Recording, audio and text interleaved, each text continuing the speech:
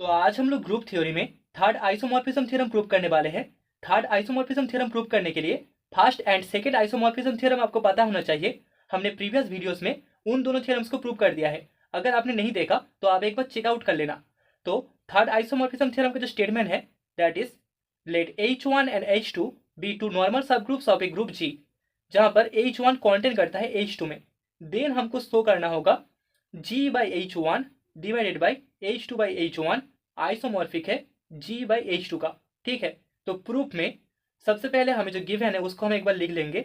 So we have H1 and H2 both are normal subgroups of G. So H1 is a normal subgroup of G and H2 is also a normal subgroup of G.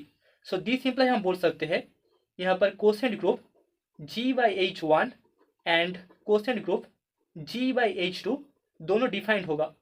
Both are defined. Okay, now let us consider, अभी हम लोग consider करेंगे एक mapping. Consider mapping phi such that G/H1 to G/H2 जो कि defined है, which is defined by phi of AH1 is equals to AH2, जहां पर A belongs in group G। ठीक है, यहाँ पर लेफ्ट कोसेट का कलेक्शन होता है कोसेंट ग्रुप, तो यहाँ पर G/H1 इस कोसेंट ग्रुप का एलिमेंट है AH1।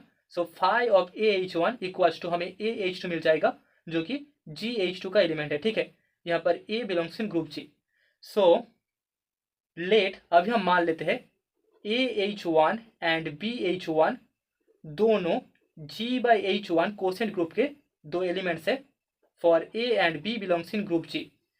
Now AH1 equals to BH1, this imply हम बोल सकते हैं, दिस इंप्लाई यहाँ पर A इनवर्स B बिलोंग कर जाएगा H1 में, एंड हमें पता है H1 कॉन्टेंट करता है H2 में। ठीक है, क्वेश्चन में हमें गिवन है H1 contents in H2।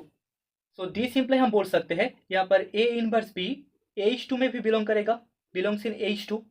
So this imply AH2 equals to हमें BH2 मिल जाएगा। Okay, this imply phi of AH1 is equals to हमें मिलेगा फाई ऑफ BH1। ठीक है, सो हमें AH1 इक्वल्स टू BH1 के लिए phi of AH1 equals to phi of BH1 मिल रहा है। सो देयरफॉर हम बोल सकते हैं यहाँ पर जो मैपिंग है फाई वो वेल डिफाइंड है, phi is well defined. Now let AH1 and BH1 belongs in quotient group G/H1 for A and B belongs in G।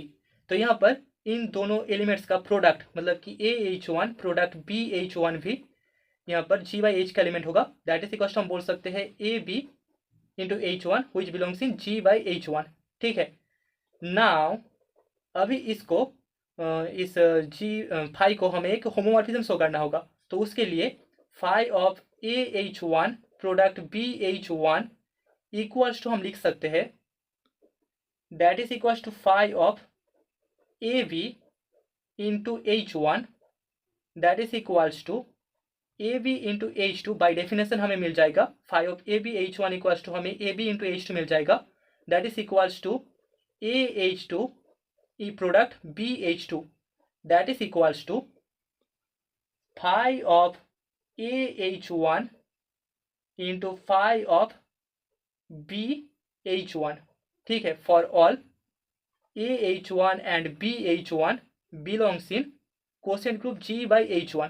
तो यहाँ पर phi of AH1 product BH1 equals to phi of AH1 into phi of BH1 hold कर रहा है। So therefore यहाँ पर जो mapping phi है वो एक होमोमॉर्फिज्म है। Phi is a homomorphism. ठीक है, तो अभी मैपिंग फाई सच दैट हमारे पास जो था G/H1 टू G/H2। ठीक है, यहाँ पर फाई में अगर हमें फर्स्ट आइसोमॉर्फिज्म थ्योरम का यूज करना है तो इस फाई को हमें एक ऑन टू होमोमॉर्फिज्म शो करना होगा।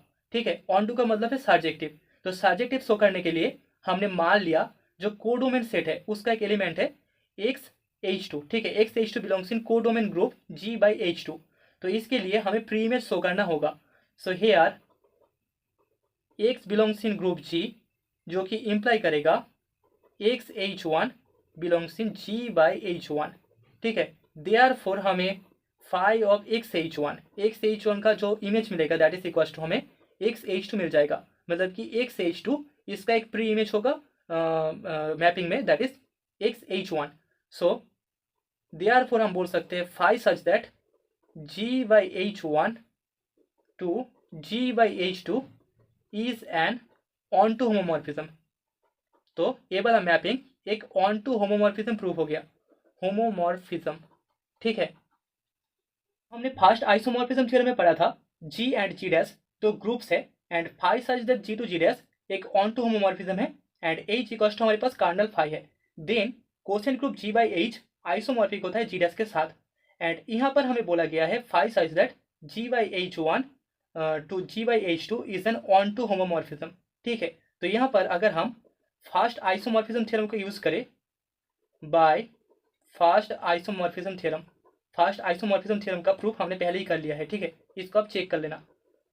फर्स्ट आइसोमॉर्फिज्म थ्योरम हम बोल सकते हैं बाय डेफिनेशन यहाँ पर G/H1 divided by kernel phi is isomorphic to हमें कोडोमेन ग्रुप G/H2 मिल जाएगा, ठीक है। तो यहाँ पर कर्नल फाई का वैल्यू हमें नहीं पता तो इसको हमें फाइंड करना होगा। So now ker phi equals to हम लिख सकते हैं AH1 that belongs in G/H1 such that phi of AH1 is equals to codomain group का एलिमेंट दैट इज H2, ठीक है। That is equals to AH1 such that phi of AH1 का value होता है AH2 that is equals to H2। This is equals to हमें मिल जाएगा AH1 जहाँ पर A H2 का एलिमेंट है, okay. So this is equals to हमें quotient group H2 divided by H1 मिल जाएगा, ठीक है। यहाँ पर AH1 एक लेफ्ट कोसेट है जहाँ पर A H2 का एलिमेंट है। So car phi equals to हमें मिल जाएगा H2 divided by H1। So therefore हम बोल सकते हैं G/H1 एंड कार फाई का value H2/H1 is isomorphic to G/H2, that is the theorem proved.